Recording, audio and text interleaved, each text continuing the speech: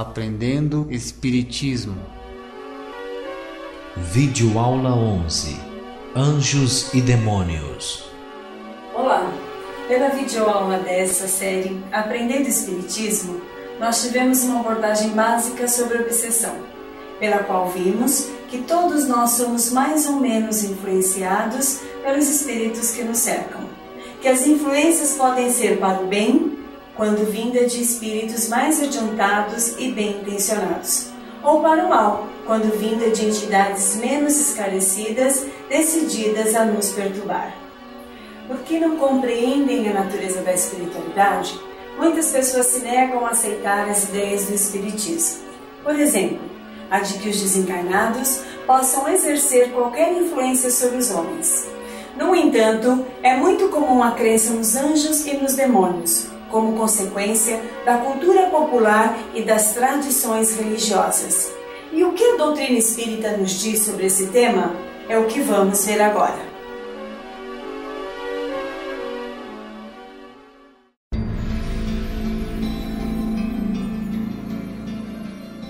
No afã de entreter e fazer arte, os poetas antigos compuseram suas fantásticas narrativas, pelas quais contavam histórias e desenvolviam suas próprias teorias sobre a natureza terrena e espiritual. E assim como na Terra existiam seres de todas as qualidades, a mitologia e o folclore idealizaram seres espirituais de diversas ordens de caráter, de modo que se consagrou na cultura popular a ideia de entidades superiores à humanidade a influenciar os homens para o bem e para o mal, ou seja, anjos e demônios.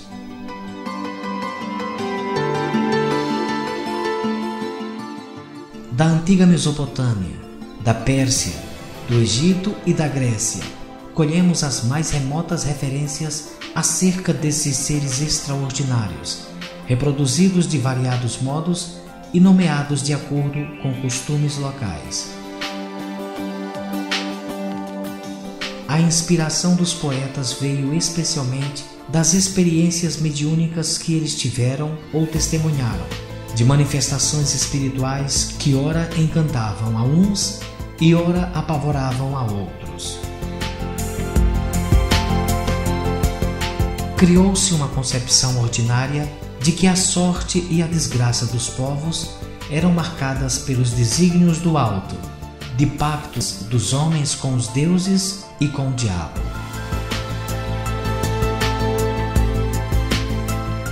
O judaísmo herdou desses primitivos costumes populares os ensinamentos que serviriam de base para a construção de sua crença. Seus livros sagrados são impregnados dessas tradições.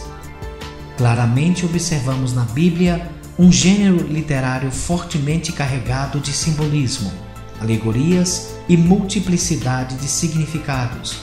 Contudo, a interpretação literal e intransigente desse gênero foi determinante para, mais tarde, na Idade Medieval, a formação teológica da Igreja Romana e a sua versão de cristianismo.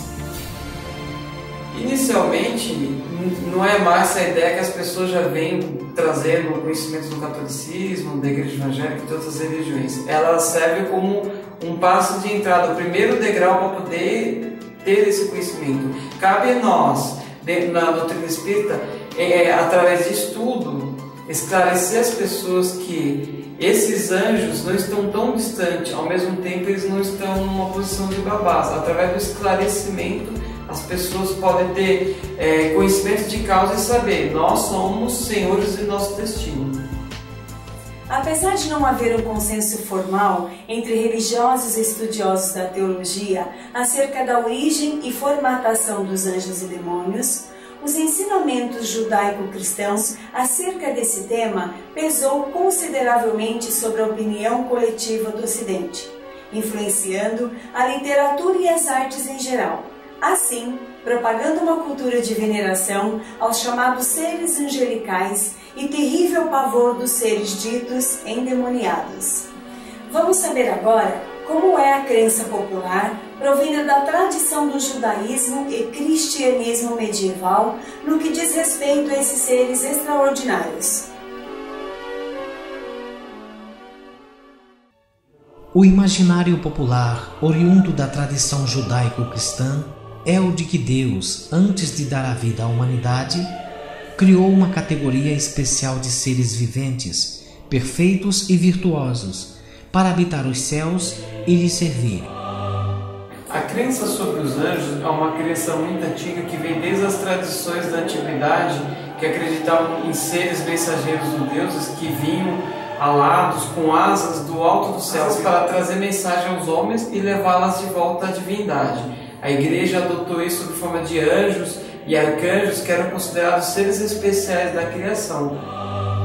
A palavra anjo vem do latim angelos e significa emissário de Deus, vertente do grego angelos, ou seja, mensageiro. Portanto, o Pai Celestial os teria criado para serem intermediários, porta-vozes de Deus para com os homens, além de adoradores do Todo-Poderoso. Reza tal crença que certa vez, porém, do meio destes, surgiu uma insurreição liderada por Lúcifer, o portador da luz, que um dia teria desejado se igualar a Deus, provocando uma grande cisma e resultando numa batalha épica.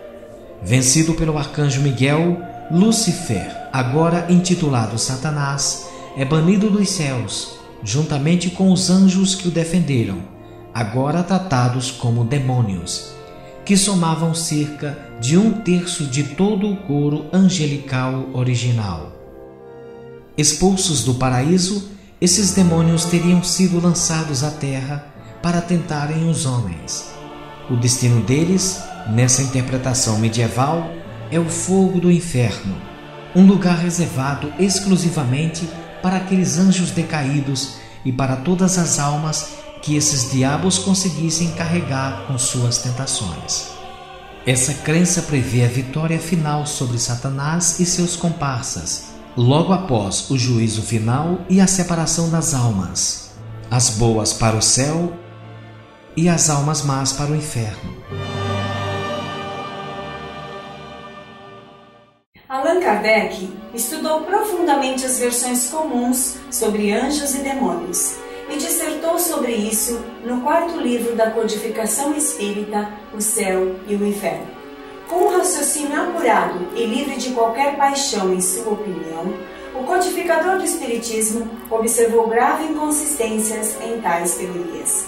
Para Kardec, da forma como a teologia do cristianismo medieval se apresenta, é impossível conceber a ideia desses seres especiais. Vejamos os questionamentos kardecianos levantados no tocante a este capítulo.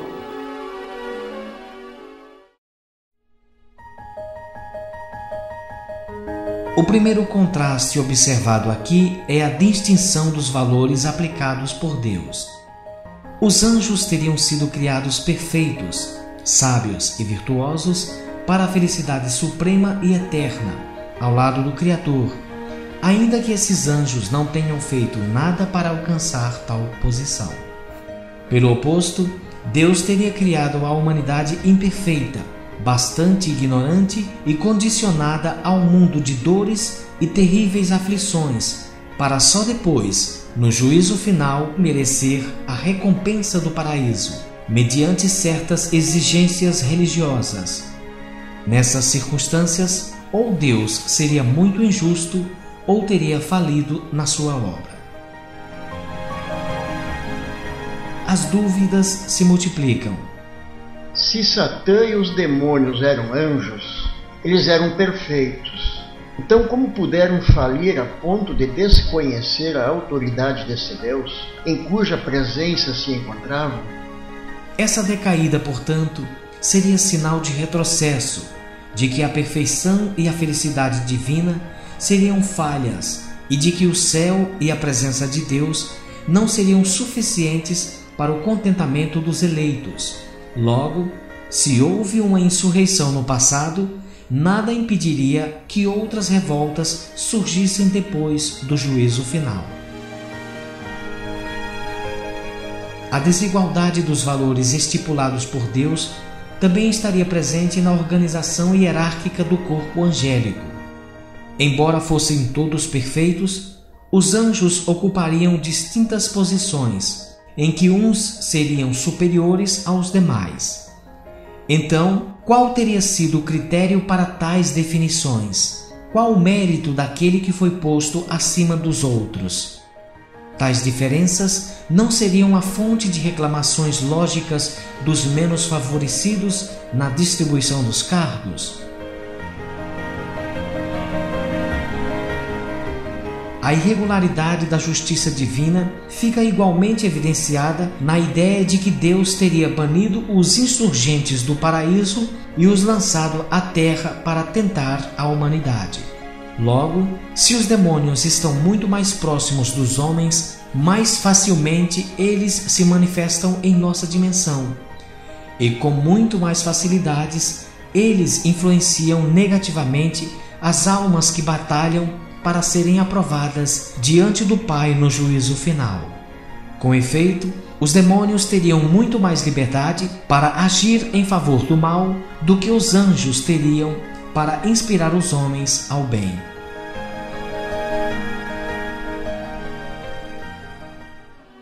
A crença fanática nos anjos e demônios, acompanhando as mitologias e folclores populares, levou certas religiões a postularem também da existência das penas eternas, ou seja, o paraíso para os escolhidos e o fogo do inferno para os condenados.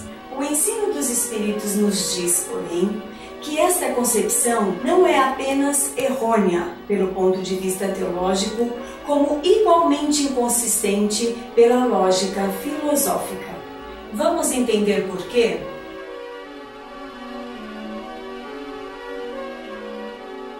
O catecismo católico, seguido também por muitas outras denominações religiosas, dissemina a ideia das penas eternas, segundo a qual, após o julgamento final, depois desta vida humana, a alma tem um de dois destinos a seguir: a vida de beatitude no chamado reino dos céus ou a desdita perpétua nas chamas do inferno.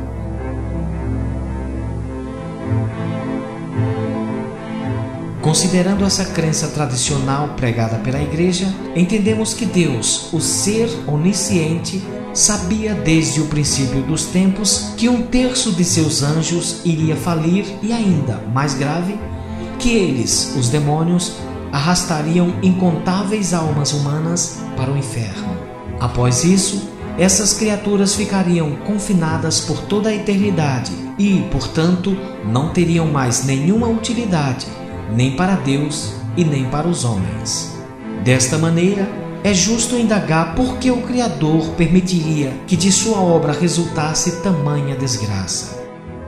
Para as almas condenadas dessa batalha entre Deus e o diabo, a vitória seria para o mal.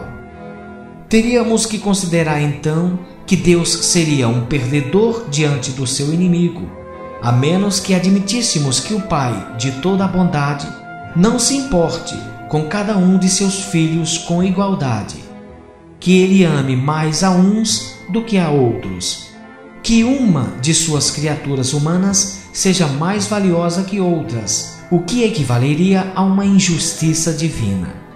Nessas condições, o amor de Deus seria muito inferior ao amor de uma mãe ou de um pai terreno, que ama incondicionalmente cada um de seus filhos, apesar de suas diferenças, limitações e fraquezas. Na oração do Pai Nosso, Jesus nos ensina a dizer: perdoa, Senhor, as nossas faltas, assim como nós perdoamos aos nossos devedores. Pois se o culpado não devesse esperar algum perdão, inútil seria pedi-lo.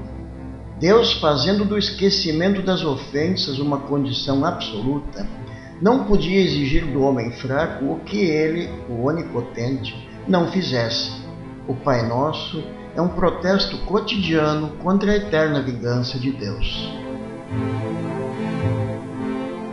Então, como o Espiritismo interpreta a existência ou não dos anjos e dos demônios?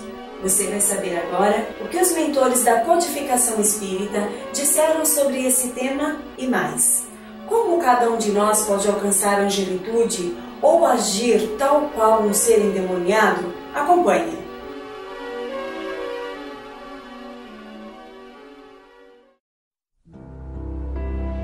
Para nós, na doutrina espírita, nós concebemos os anjos como pessoas como nós, já com um grau adiantado na evolução, que fazem um papel de ajudar, de fazer amparo aos necessitados. Podemos também ter entre nós, aqui nessa terra, pessoas que possam ser consideradas como anjos, pessoas que atendem os desabrigados, os necessitados. Todo aquele que ajuda, que ampara, pode ser considerado como anjo. Deus, em sua criação, bela, justa e sábia, não criou uma categoria especial de seres mais inteligentes do que outras. A ideia de que ele criou anjos perfeitos e superiores à raça humana é equivocada.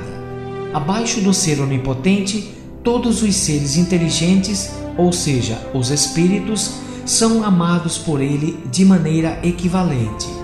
Todos os espíritos foram criados com os mesmos princípios, as mesmas capacidades e oportunidades de evoluir e alcançar a perfeição, de acordo com os esforços que empregam para se melhorarem.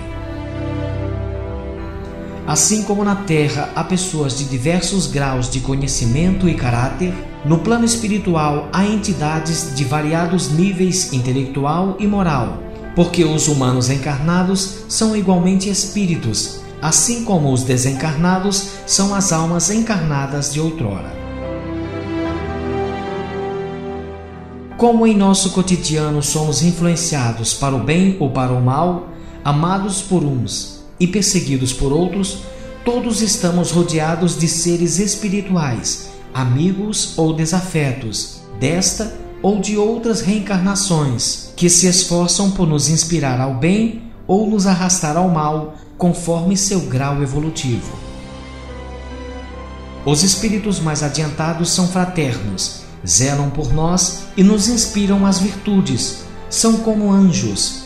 Assim como é anjo a mãe que cuida de seu filho, como o professor que instrui seus alunos, como um amigo que está a postos para ajudar, como um benfeitor que defende uma causa humanitária. Espíritos menos adiantados às vezes fazem o papel bem real dos demônios mitológicos. É como um demônio aquele que persegue e violenta o seu próximo. Como o político que gananciosamente usurpa os bens do seu povo. Como o filho ingrato que abandona seus pais e os entrega à velhice desprotegida. Como aquele que se aproveita de seus conhecimentos, habilidades ou força física para se sobrepor diante dos menos favorecidos. Deus permite que os espíritos interajam com os homens como se fossem anjos e demônios, para o cumprimento de uma prova, uma expiação ou uma missão. Os anjos não são babás porque eles, como nós, eles têm muitas tarefas a fazer, e se eles fossem nossos babás, eles estariam inibindo, tolhendo o nosso livre-arbítrio. Segundo a doutrina espírita, nós tomamos consciência como ser individual, nós assumimos responsabilidade, nós passamos a ser responsáveis pelos nossos atos. A partir daí, se nós não tivermos a liberdade de escolher, que mérito nós vamos ter para poder evoluir, ou como nós poderíamos ser responsabilizados pelos nossos atos? Se o tempo todo tem um espírito sendo babá, faça assim, faça assado. Eles ficam no papel de auxiliares, trazendo bons pensamentos e ajudando, mas a decisão final cabe sempre a cada um de nós. Todos somos convidados à ascensão até o grau de um espírito elevado, o que equivaleria a um ser angélico. O nosso progresso intelectual e moral se processa exatamente no auxílio fraterno aos nossos irmãos mais atrasados, a quem, eventualmente, podemos ser de fato anjos.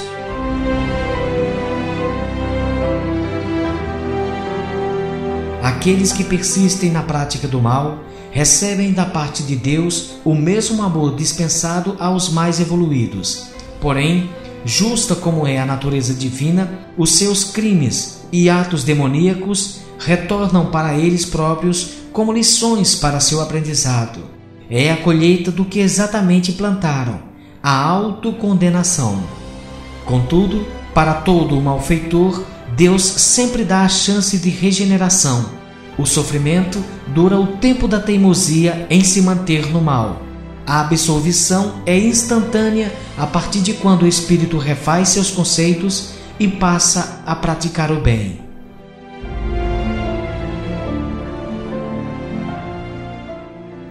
E os chamados anjos da guarda existem?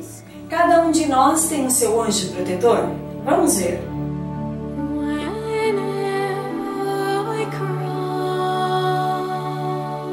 Os espíritos que já alcançaram boa parte da estrada evolutiva se prestam a auxiliar os menos adiantados, o que para eles é causa de felicidade diante de Deus. Assim é que se tornam anjos protetores dos homens e mesmo dos desencarnados. Todos que caminham nessa estrada do progresso têm um protetor espiritual, o que se diz de anjo da guarda. Esse zelador acompanha seu protegido, mas não interfere no seu livre-arbítrio. Enquanto encontra receptividade nele, inspira-o ao bem. Se não é bem acolhido, afasta-se e recolhe seus conselhos, mas nunca o abandona. Fica à espera de uma evocação. As amizades sinceras entre homens prevalecem no plano espiritual. Familiares e amigos que se ligam pelo afeto também estabelecem cooperação. Dessa maneira, o pai desencarnado pode interceder pelo filho junto a entidades mais elevadas, bem como o esposo ou um amigo pode continuar dedicando parte de seu tempo em prol de um ente querido na Terra.